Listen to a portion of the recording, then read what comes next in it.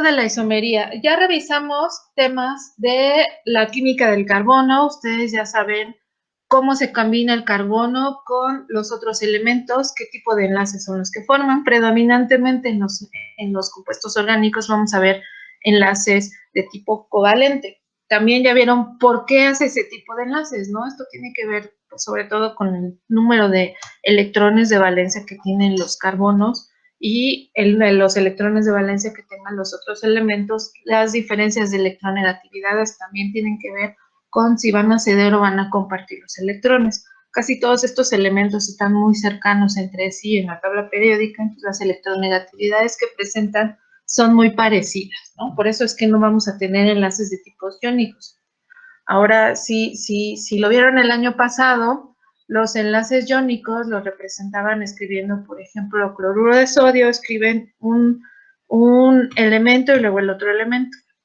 En el caso de los enlaces covalentes, nosotros los podemos representar con rayitas. Entonces, eso es lo que vemos, son los enlaces, ¿no? ¿Qué es lo que siempre tienen que tener en cuenta? El carbono tiene 4 electrones con los que puede compartir y combinarse. Solamente esos 4 electrones de valencia.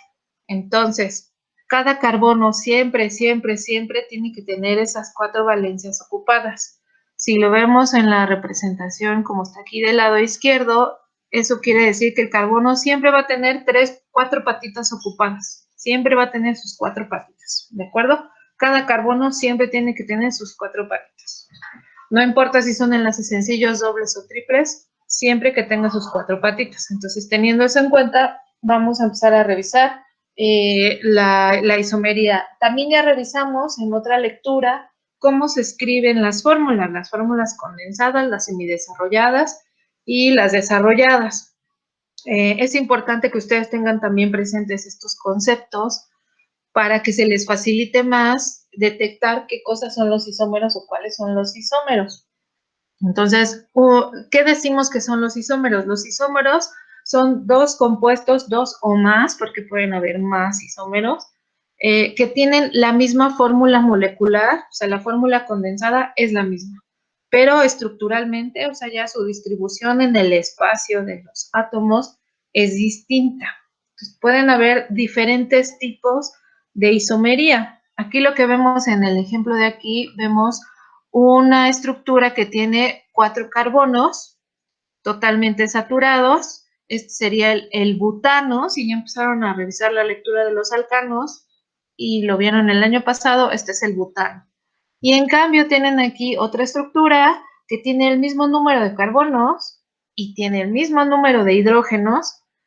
Su fórmula condensada va a ser la misma, va a ser C4H10. Pero si lo ven en el espacio está distribuido diferente. Entonces, estos dos compuestos entre sí son isómeros. Hay diferentes tipos de isómeros. Tenemos isómeros que definimos como estructurales, los que tienen diferencias en cómo se acomoda su cadena, hablando sobre todo, por ejemplo, de los alcanos que tienen cadenas, pueden tener cadenas largas, cortas, de posición, cuando tenemos grupos funcionales que tienen una posición en el carbono terminal o carbonos de intermedios de la cadena, puede ser de función, o sea, cuando tenemos diferentes grupos funcionales, que eso lo van a ir aprendiendo, lo van a poder aterrizar mejor cuando ya veamos los grupos funcionales. También podemos tener otro tipo de isomería, está la estereoisomería. Cuando hablamos de estereoisomería hay que pensar en tridimensional. Nos referimos a la forma en el espacio. Acuérdense que las moléculas para nada son planas, tienen volumen, ¿no? Dado por el tamaño de los átomos. Entonces, pues ocupan volúmenes y tienen formas, ¿no? Y hasta incluso se pueden estorbar unos átomos con los otros, ¿no? A esto nos referimos con la estereoisomería. Hay dos tipos de formas diferentes en el espacio, digamos, que se pueden tomar, la de conformación o de configuración. Entonces, bueno, esto ahorita lo revisamos con más detalle. Están los enantiómeros, y están los diastereoisómeros, que son las estructuras cis y trans, que nada más las vamos a poder ver en los dobles enlaces. Vamos a revisar una por una cada uno de los tipos de isomería para que nos quede súper claro. Entonces, las dos tipos de isomería ya dijimos que es constitucional y de forma en el espacio. Permítanme, alguien está entrando.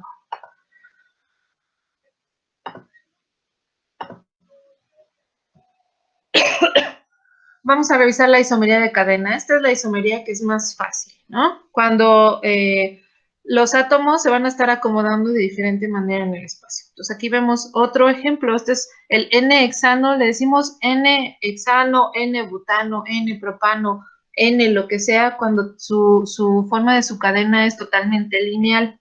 Eso lo van a ver si revisan la lectura de los alcanos.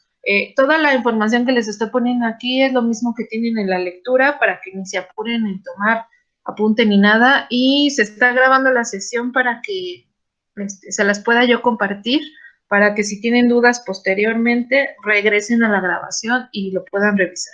De todas maneras, todo esto lo tienen en sus lecturas. No es nada nuevo y por eso es que nos vamos un poquito rápido, ¿no? Para que nos dé tiempo de verlo en la hora que tenemos de clase.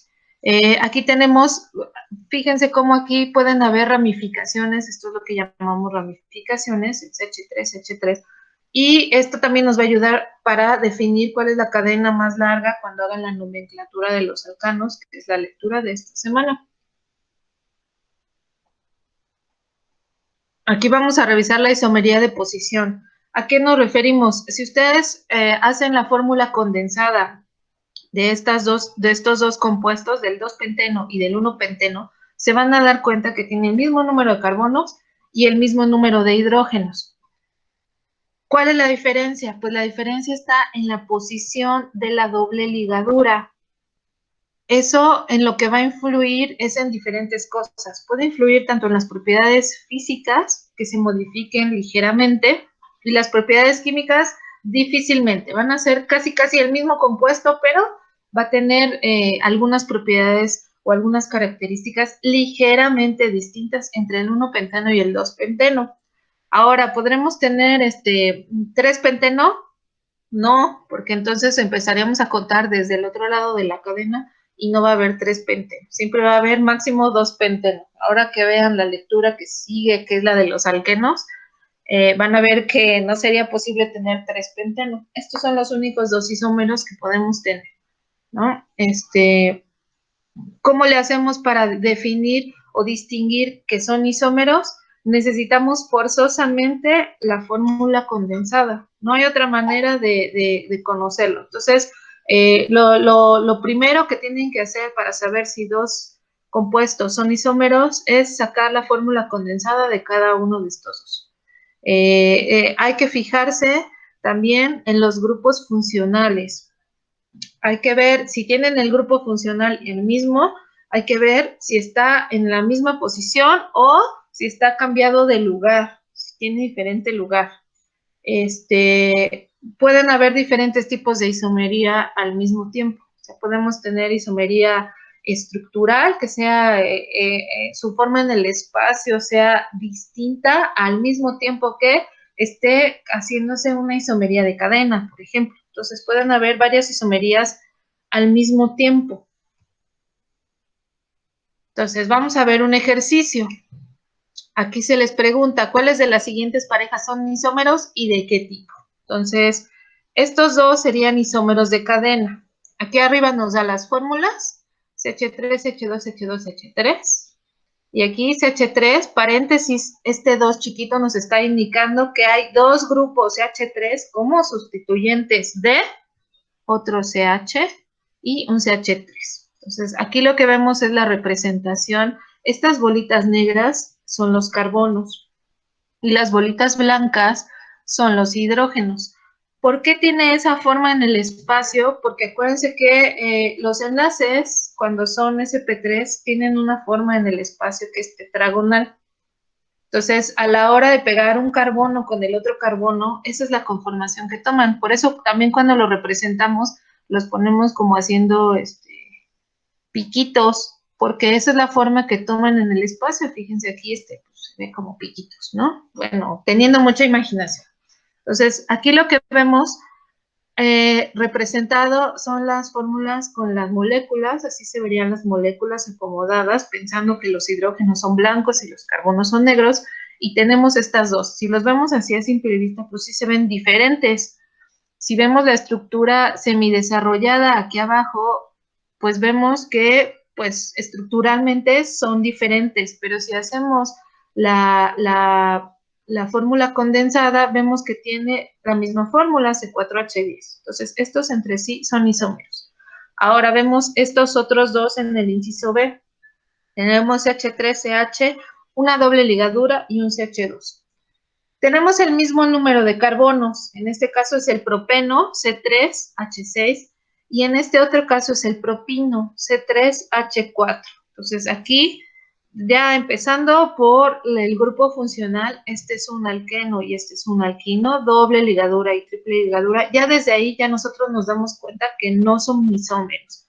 Si hacemos su fórmula condensada, que nada más es contar el número de átomos que hay de cada elemento, vemos que también son diferentes, entonces esos no son isómeros. En el último ejemplo, en el que está hasta abajo, tenemos este compuesto que es un ciclo, es cíclico, y está formando un cuadrado, ¿no? Esto sería el ciclo butano.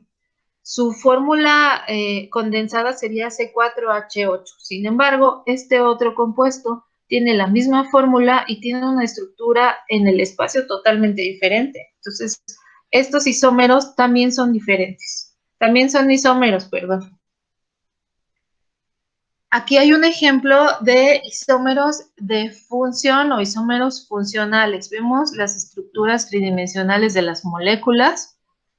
Se ven muy parecidas. En este caso, los carbonos son verdes, los oxígenos son rojos. Entonces, se ven parecidas, pero no podrían decir que son exactamente la misma, ¿no? Tienen ahí alguna diferencia. Entonces, si lo vemos ya representado con su fórmula semidesarrollada, lo que vemos es que en este caso, la unión con el oxígeno, en este carbono, después tiene un grupo metilo, un CH3, y en cambio, en este otro, están toda la cadena de carbonos y el grupo C, carbono que está unido al oxígeno y al OH, que serían más o menos parecidos, el carbonilo, está en un extremo. En este caso, esto se trata de un ácido y en este caso, este se trata de un éster.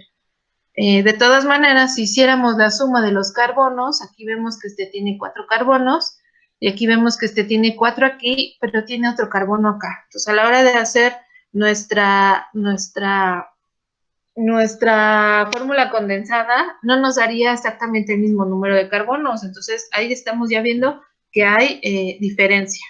Aquí dice que son isómeros de función, pero está equivocado, le sobraría un CH3, ¿no? Luego, isómeros de función. Aquí hay otro ejemplo. En este caso tenemos un aldehído y en este caso tenemos una acetona. Estos sí son isómeros entre sí.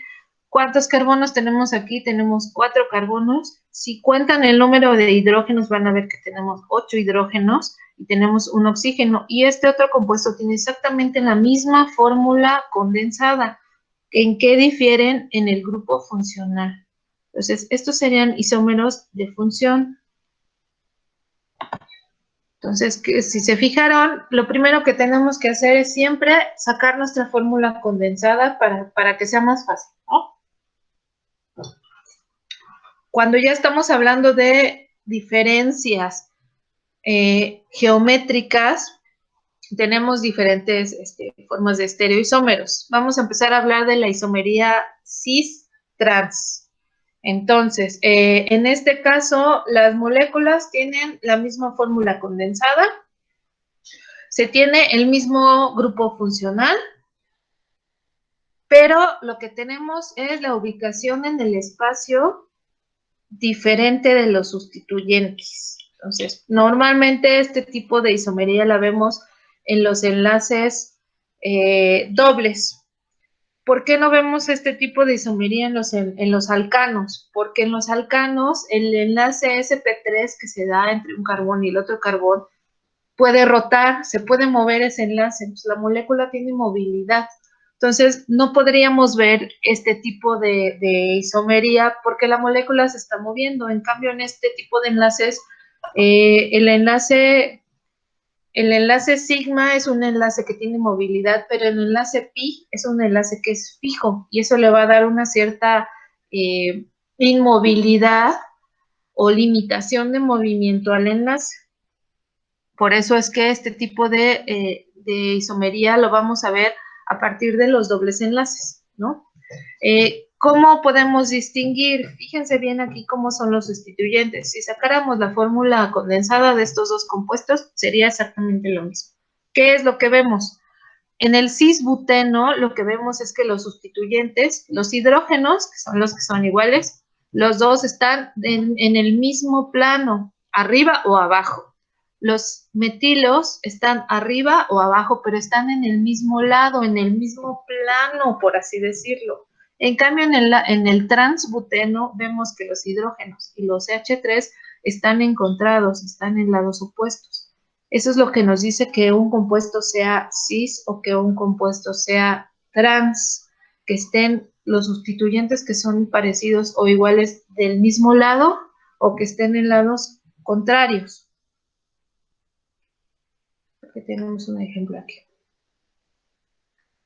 Entonces, fíjense en estos ejemplos. Si ustedes ven las figuras, la estructura molecular, los sustituyentes que son verdes, en este lado, en el ejemplo izquierdo, arriba, lo que vemos es, bueno, no, estos sustituyentes son cloros. Y lo que vemos es un alcano, es un dicloro alcano. Lo que vemos es que estos cloros están en lados opuestos, pero como es un alcano y va a tener una rotación libre, esa molécula puede rotar y que queden del mismo lado. Sí, sí que ya.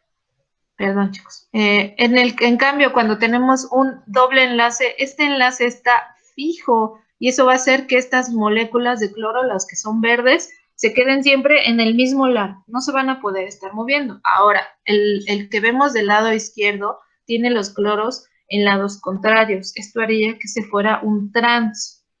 En el ejemplo del lado derecho, los cloros están del mismo lado y los hidrógenos están del mismo lado, en el mismo plano, arriba y abajo. Esto sería el cis. Entonces, esto nada más va a ocurrir en los dobles enlaces o los triples enlaces porque son enlaces fijos. Y en cambio en este otro enlace, el del alcano, como el enlace puede dar vueltas, puede rotar, puede estar al mismo tiempo, podemos decir que no hay diferencia, es el mismo compuesto, ¿no? No hay diferencia entre uno y el otro porque el enlace se está moviendo. Es el mismo compuesto, con movimiento nada más, ¿no? Esa es la cuestión de este tipo de isómeros. Entonces, vamos a hacer un ejercicio de estos compuestos, ¿cuáles presentarían isomería, ¿no? Entre sí. Entonces, por ejemplo, ¿este podría presentar isomería? No. ¿Por qué? Porque se trata de un alcano y este enlace, pues es un enlace que tiene rotación libre. Entonces, este compuesto no podría tener algún isómero. Vemos en cambio este otro compuesto que tiene cloros, que son los rositas, tiene hidrógenos y tiene un doble enlace. En este caso, este sería el compuesto trans. ¿Podrá haber un cis? Sí, que tenga los cloros del mismo lado. Entonces, este compuesto sí va a poder presentar isomería. Veamos el que sigue. Este compuesto tiene dos hidrógenos y de este lado tiene dos flúors. Aunque tenga un doble enlace aquí, como tenemos los dos flúors en el mismo carbono, no están divididos en las dos carbonos, sino que están en el mismo carbono, no importa en qué plano lo dividamos, siempre va a haber un flúor arriba y un flúor abajo. Igual con los hidrógenos, siempre va a haber un hidrógeno arriba y un hidrógeno abajo. Entonces, este compuesto no puede tener un isómero. porque no hay manera de que haya isomería cuando los sustituyentes son iguales en el mismo carbono, iguales en el otro carbono. Entonces, este compuesto no podría tener isomería. El que sigue, este compuesto tiene 2 flúors aquí y tiene un flúor aquí y un hidrógeno acá. Aunque tenga un doble enlace, si yo volteo la molécula o yo trato de cambiar los sustituyentes de posición en este carbono, voy a tener exactamente un flúor arriba y un flúor abajo. Entonces, no puede haber isomería porque no hay cabida a una estructura diferente porque estos dos sustituyentes son iguales. Entonces, este compuesto tampoco va a tener isómeros. El compuesto que sigue tiene un cloro, que es el rosita, y un flúor. Y de este lado tiene en el otro carbono un cloro y un flúor. Este compuesto sí puede tener isomería. Sí puede tener isomería, porque pueden presentarse estos 2 flúors en el mismo lado de la molécula o del plano, abajo, o los dos arriba, o uno arriba y uno abajo, como está en este caso, que sería la molécula trans. ¿De acuerdo? Normalmente pueden ver, también podrían encontrar en los libros la nomenclatura como Z y como E. Esta nomenclatura es una nomenclatura que está en alemán. Z quiere decir zusammen, que es juntos, y E quiere decir entgegen, que quiere decir encontrados, ¿no? O contrarios. Esta nomenclatura la usamos, si se fijan, aquí tenemos un doble enlace y los sustituyentes, ninguno de los sustituyentes es iguales, sin embargo tienen alguna, hay como unas listas donde podemos ver como las preferencias o las prioridades que tienen los sustituyentes y estos los tienen como en una prioridad similar, por eso es que los ponen en el mismo plano y estos son planos encontrados y les ponen la E. Es una nomenclatura que van a encontrar en algunos libros, no en todos los libros la tiene.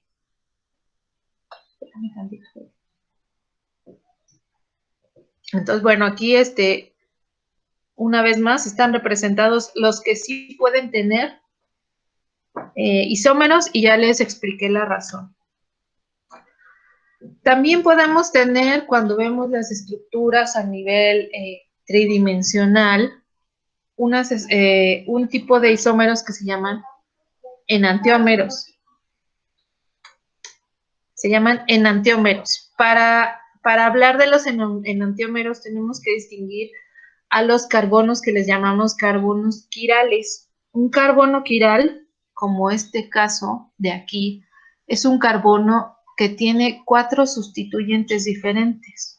Todos son distintos. Esa es la característica que tienen que cumplir para que sean carbonos quirales.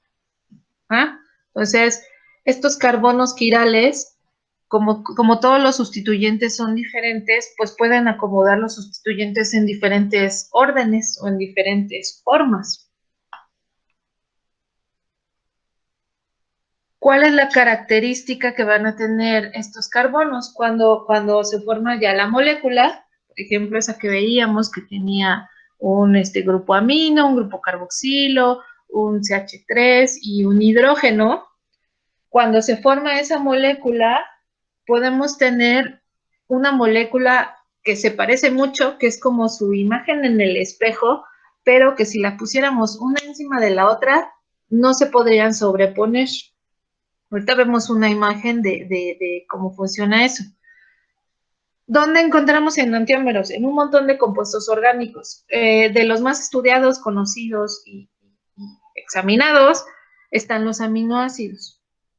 Los aminoácidos tienen la estructura como el carbono que vimos en la diapositiva anterior.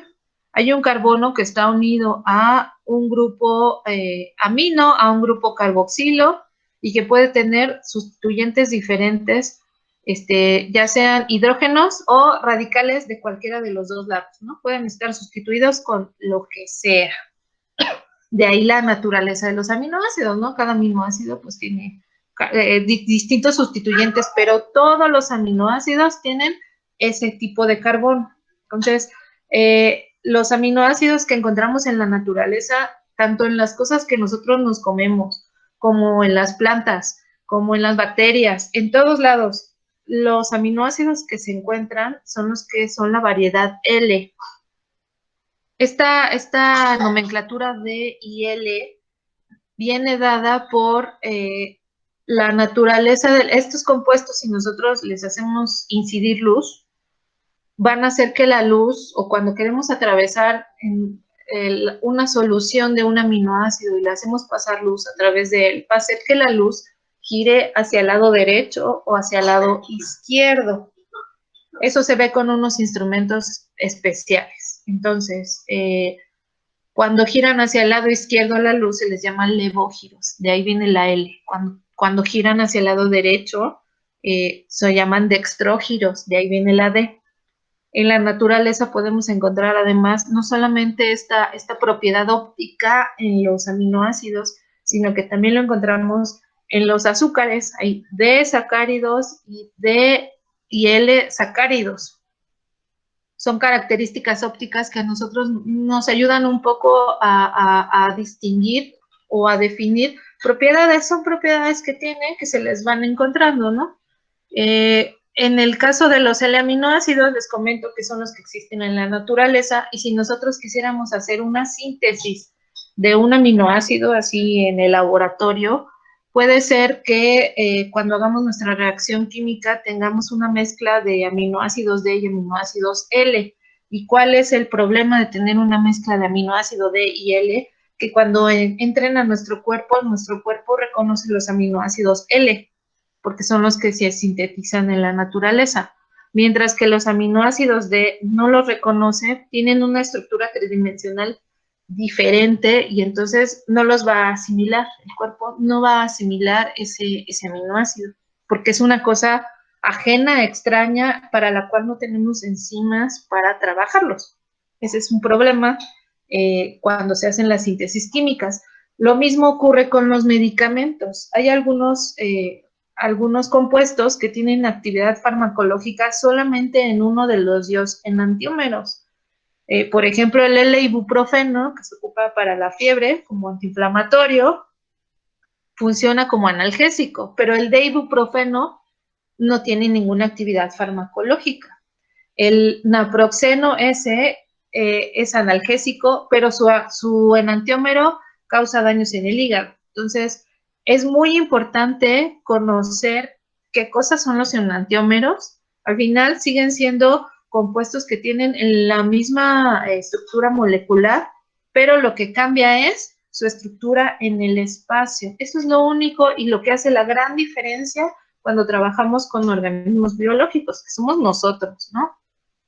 Cuando hablábamos de la estructura en el espacio y que se superponen, vamos a ver este ejemplo. Estamos trabajando con la alanina. La alanina es el aminoácido más sencillo, porque tiene como sustituyente al hidrógeno y del otro lado al CH3. Bien sencillo, es el aminoácido más sencillo.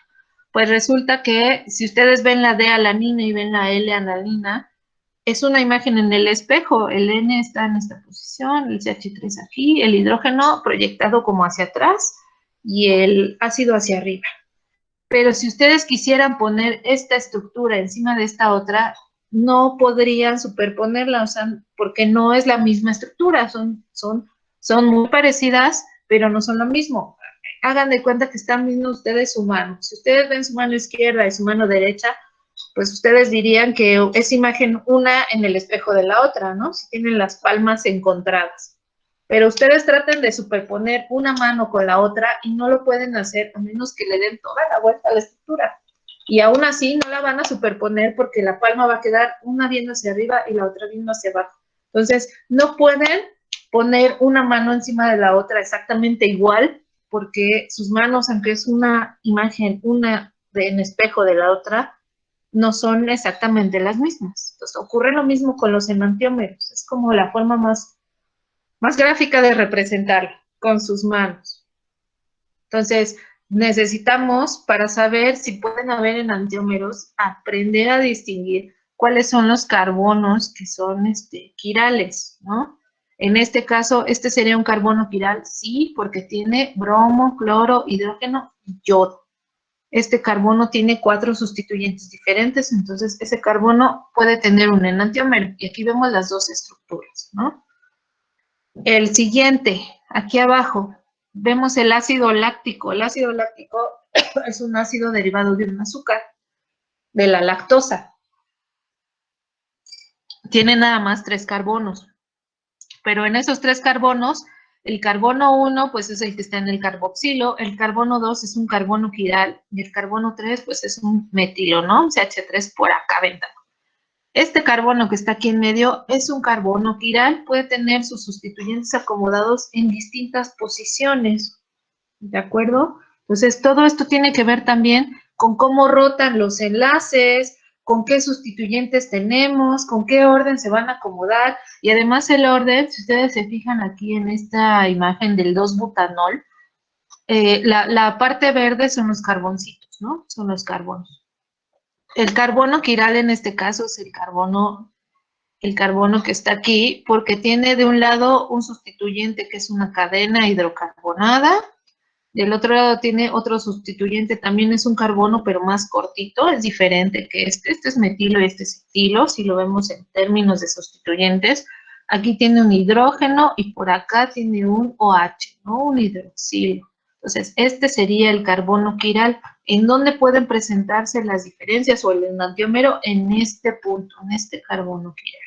Y vean cómo la estructura de aquí de los carbonos, pues sigue siendo como de escalerita, como de piquitos, porque es un carbono saturado, una cadena hidrocarbonada saturada, como tipo alcano, ¿no?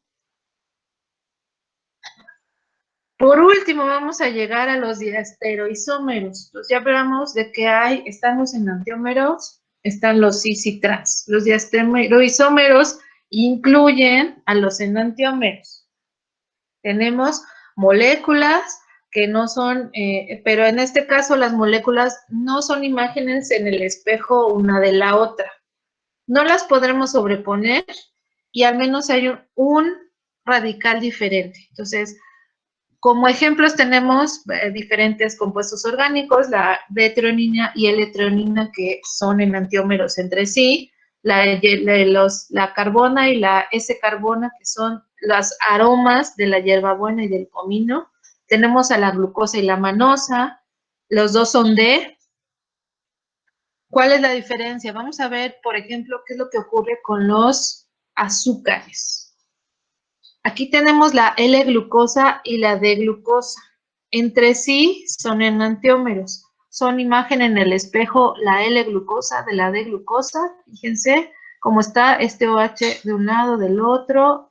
Es una imagen en el espejo uno del otro. El azúcar que encontramos en la naturaleza es la D-glucosa. La L-glucosa no la encontramos y si existiera o la sintetizáramos, no la podemos digerir porque no tiene la estructura en el espacio que mi enzima va a reconocer. Entonces, no nos sirve. Ahora, entre la D-glucosa y la D-galactosa, si nosotros hacemos escribimos la fórmula condensada, van a ver que la D-glucosa y la D-galactosa tienen la misma fórmula condensada. Si nos fijamos en los grupos funcionales, van a ver que los dos tienen un aldehído aquí en este extremo. Este OH está en la misma posición, el segundo OH está en la misma posición. ¿Dónde viene el cambio? En el tercer OH, en el azul, que en un lado está de un lado y del otro, y en el verde, que está en el mismo lado. El único OH que cambió de posición fue el azul. El carbono al final tiene un grupo hidroxilo, es exactamente el mismo. Entonces, no son imágenes en el espejo, porque la única diferencia radica en este carbono, no son imágenes en el espejo. Sin embargo, este compuesto es diferente de este otro compuesto. Uno es glucosa y el otro es galactosa. Entonces, a lo mejor ustedes van a decir, pero pues es casi lo mismo. A los dos son D, ¿por qué las enzimas los van a ver diferentes? Pues sí los ven diferentes. Si ustedes revisan, han visto en su clase de biología, de anatomía, lo del ciclo de Krebs, todas las enzimas están basadas en trabajar sobre la glucosa. Y si no tengo glucosa y tengo galactosa, se hacen modificaciones a la galactosa o se corta para que entre y se trabaje como si hubiera sido glucosa siempre, pero no se va a trabajar con las mismas enzimas, son otras enzimas las que trabajan sobre la galactosa. El ciclo bioquímico va a ser ligeramente distinto. Entonces, pues es importante distinguir los epímeros y los enantiómeros. Sí. ¿Cuál es la diferencia? Entonces, los enantiómeros van a ser imágenes especulares entre sí, la D-glucosa, la L-glucosa, son imágenes en el espejo entre sí, no se pueden enzimar. Y los epímeros son la misma fórmula condensada, los mismos grupos funcionales, cambia por lo menos la posición de uno de los grupos funcionales en el espacio y eso hace que ya se haga un compuesto diferente. La D-galactosa tendrá un enantiómero, sí, la L-galactosa, ¿no? Va a tener su enantiómero, que es su imagen en el espejo. Entonces, espero no estarlos haciendo más bolas, que quede más o menos claro. Entonces, dentro de los diastereoisómeros, tenemos los isómeros que son cis y trans, y tenemos a los isómeros que son diferentes entre ellos por la posición de al menos un grupo funcional, que son los epímeros. Entonces, bueno, aquí les pongo, si quieren les comparto la liga de un video donde hay una explicación de los enantiómeros y los diastereoisómeros.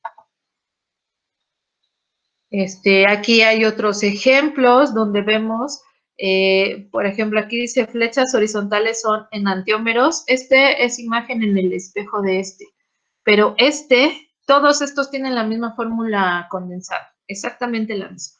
Pero no es imagen en el espejo de pero ¿en qué difiere con el otro? En la posición aquí del hidrógeno y del bromo. Y esa pequeña diferencia hace que estos dos compuestos sean diferentes, aunque compartan la misma fórmula condensada. Entonces, todos son isómeros, pero hay diferencias entre ellos, sobre todo por su forma tridimensional en el espacio. Aquí en el cuadrito amarillo vemos otro ejemplo, los enantiómeros, imagen en el espejo uno y el otro, y los diastereoisómeros son diferentes. En este caso, por ejemplo, estos son cis y estos son trans, ¿no? En el caso de los azúcares, ya decíamos, cambia la posición de al menos uno de los grupos funcionales. Por ejemplo, CH3 en los dos extremos, OH en la misma posición, el bromo es el que está diferente. Entonces, estos ya son diastereoisómeros. Y estos, como son exactamente la misma imagen, pero opuesta, porque es la imagen en el espejo, son enantiómeros.